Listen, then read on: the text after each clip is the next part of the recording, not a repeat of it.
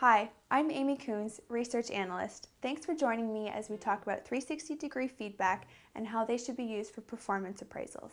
360-degree feedback, or 360s as I'll refer to them, is a common method for evaluating employee performance. It's called 360 because it provides an all-around or holistic view of an employee's performance, and it's gathered from many different sources. Generally, these sources include subordinates, supervisors, peers, the employee themselves, external clients or customers, and internal clients, which can include coworkers from other departments. 360s work well for a few reasons. It provides a well-rounded view of employee performance instead of relying on the opinions of just one manager. It can also increase an employee's perception of fairness as there is more than one contributor to their appraisal. And it can be seen that using 360s for development tools can bring about positive changes in employee behavior, which tend to be immediate and drastic. 360s are best used to assess training and development opportunities and to provide competence-related information for succession planning. It's also really helpful when a manager can't observe an employee's daily interactions or activities very closely and can rely on the opinions of the sources surrounding that employee to contribute to the appraisal. However, 360s should not be given as much weight as manager-driven appraisals simply because there is more room for inaccurate feedback from sources.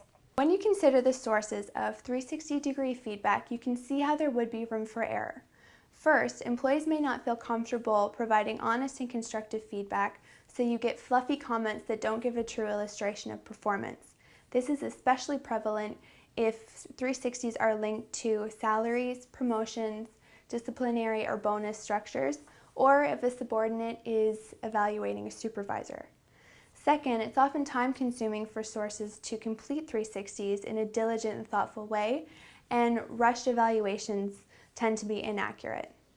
When inaccurate feedback contributes to the appraisal itself becomes diluted, and the benefits of doing the 360 at all are generally lost.